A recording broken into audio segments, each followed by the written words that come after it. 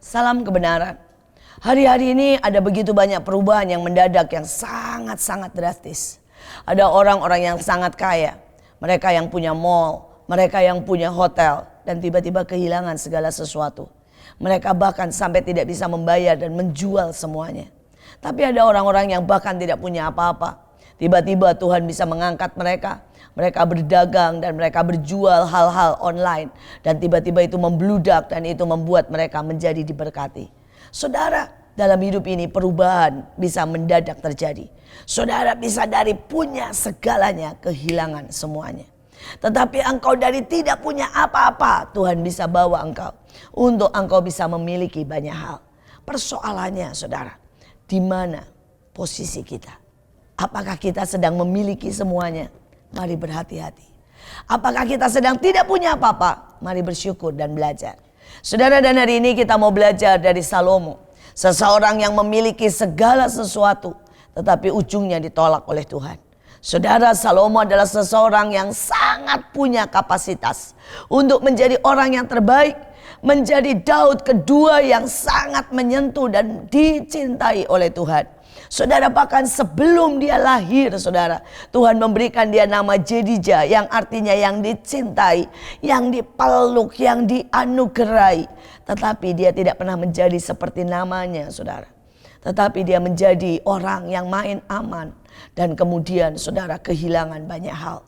Saudara, bahkan di akhir, saudara, Tuhan sangat marah sampai membelah kerajaannya. Saudara, mari kita baca Salomo, saudara, di dalam 1 Raja-Raja 11 ayat 2 dan 3. Padahal tentang bangsa-bangsa itu Tuhan telah berfirman kepada orang Israel, janganlah kamu bergaul dengan mereka, dan mereka pun janganlah bergaul dengan kamu. Sebab sesungguhnya mereka akan mencondongkan hatimu kepada Allah-Allah mereka. Hati Salomo telah terpaut kepada mereka dengan cinta. Istri-istrinya itu menyebabkan ia meninggalkan Tuhan. Saudara, seringkali kita tidak sadar, saudara, bahwa hati kita sangat rentan dan hati kita sangat mudah untuk terikat dengan sesuatu yang bukan dari Tuhan. Saudara, Salomo punya hikmat, Salomo punya kekayaan, Salomo punya kekuatan, Salomo punya pengenalan akan Tuhan, Salomo punya warisan dari Daud. Tetapi saudara, dia tidak menyadari. Dia merasa begitu kuat, dia merasa begitu aman. Dan dia bahkan merasa, saudara, bahwa tanpa Tuhan dia akan baik-baik saja. Saudara, dan itulah awal kejatuhan. Ada begitu banyak orang yang berkata tanpa Tuhan dia berpikir dia bisa naik dan terus naik. Tanpa Tuhan keluarganya akan tetap berbahagia. Tanpa Tuhan dia akan tetap sehat dan menjadi, saudara, orang yang panjang umur. Tetapi sejujurnya Tuhanlah sumber segalanya. Bukankah kalau Tuhan menarik hembusan nafasnya, maka kita meninggal? Bukan kalau Tuhan hanya dengan telunjuknya bisa menghabiskan semua hidup kita. Saudara, dan Salomo tidak mewaspadai hatinya. Saudara, hati yang harusnya saudara menjadi milik Tuhan. Hati yang seharusnya saudara dia lekatkan dengan Tuhan seperti ayahnya. Saudara, Daud mendapat sebuah julukan yang hampir tidak pernah saudara Tuhan berikan kepada yang lain. Man after saudara his heart. Saudara, seorang pria yang dekat, nempel, bahkan seirama dengan jantungnya. Seirama dengan detaknya. Saudara, dan sebuah penelitian menunjukkan kalau suami istri saudara bersentuhan dan nempel dan mereka sangat saling menyintai, saudara, maka tiba-tiba kalau dites saudara, detak jantungnya itu seirama. Demikian juga dengan anak-anak yang menyusu, saudara. Saudara, kalau anak itu dengan tenang menyusu dengan ibunya, maka tiba-tiba detak jantung saudara daripada anak itu seirama dengan detak jantung ibunya. Tetapi walaupun saudara berdekatan, kalau saudara marah, saudara ya, saudara suami sedang marah dengan istri, maka detak jantungnya tidak bisa sama. Saudara, walaupun dia seorang anak yang mau menyusu, tapi kalau anak itu terus bergerak, saudara, anak itu menangis atau anak itu, saudara, tidak pernah, saudara, dengan tenang mendekatkan kepalanya, maka detak jantungnya tidak akan sama. Persoalannya sama dengan kita. Saudara, mungkin kita merasa kita dekat Tuhan, tapi kita punya banyak pertanyaan. Kita berkata, kenapa kita miskin? Kenapa kita mengalami ini? Kenapa hidup kita berat? Saudara, dalam hidup kita ada begitu banyak pergolakan, saudara, dan kita tidak pernah menjadi tenang. Saudara, dan kita tidak pernah seirama, saudara, dengan kehendak Tuhan. Saudara, mungkin kita pelayanan, tapi kita tidak pernah setuju, saudara. Kita berkata, buat apa kita menginjil kalau mereka menolak kita? Buat apa kita mengabarkan dan mendoakan mereka? Kalau mereka begitu jahat, mereka bahkan membunuh orang-orang Kristen. Saudara, beberapa berkata, buat apa saya bayar perpuluhan? Buktinya toh saya belum diberkati. Saudara, itu membuat engkau tidak bisa seirama.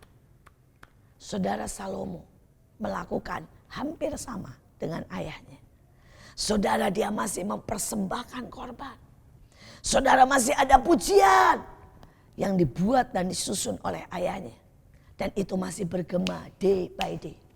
Tapi Salomo terjebak dalam rutinitas. Salomo terjebak dalam kejenuhan. Saudara, dan Salomo yang punya semuanya mulai bosan dengan hidupnya. Karena semua baik-baik saja. Saudara, dan dia mulai berpetualang cinta. Dia mulai bermain dengan satu perempuan demi satu perempuan. Dia menaklukkan mereka dan meninggalkan mereka.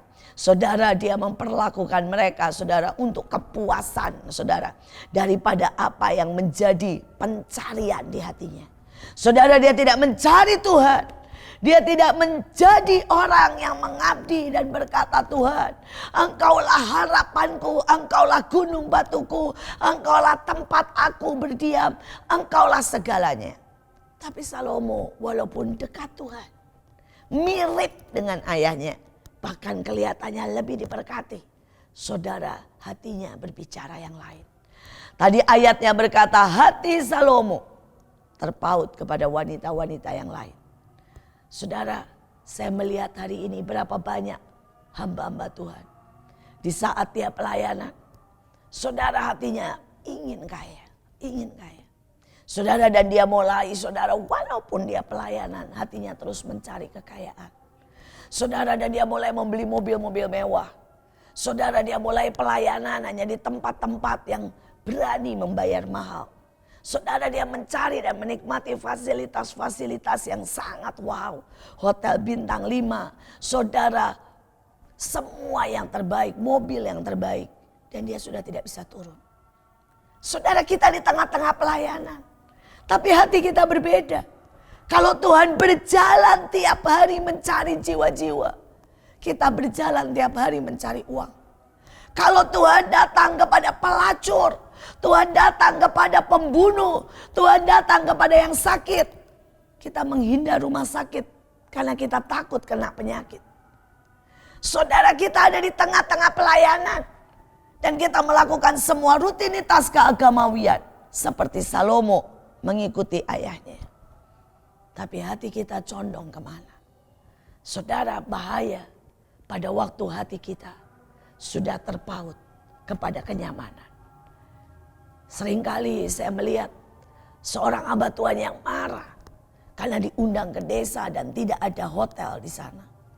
Saudara, ada seorang hamba Tuhan yang marah karena dia dijemput dengan mobil yang AC-nya kurang dingin. Saudara, di mana hati hamba? Saudara, kita berubah, sudah tidak memiliki hati Kristus. Walaupun kita tetap ada di dalam pelayanan. Saya berdoa, mari waspadai kejatuhan ini. Mari waspadai penyesatan ini. Karena ini sangat tipis. Di tengah semua berkat Tuhan. Di tengah semua glory. Di tengah semua victory. Kita bisa kehilangan hatinya. Biarlah hari ini kita berkata, Tuhan, buat aku kembali mengenal hati seorang hamba. Seperti hatimu. Berikan aku seorang yang mengerti hatimu. Dan kembali itu boleh memperbarui. Boleh merubah boleh membawa aku ke dalam pertobatan. Mari, mungkin kita hamba Tuhan dan kita sudah terlalu lama dan kita sudah tidak bisa bertobat. Tapi sebelum kedatangan Tuhan yang kedua kali, waktu untuk bertobat, kesempatan masih ada. Jangan biarkan kita kehilangan hatinya. Tuhan Yesus memberkati.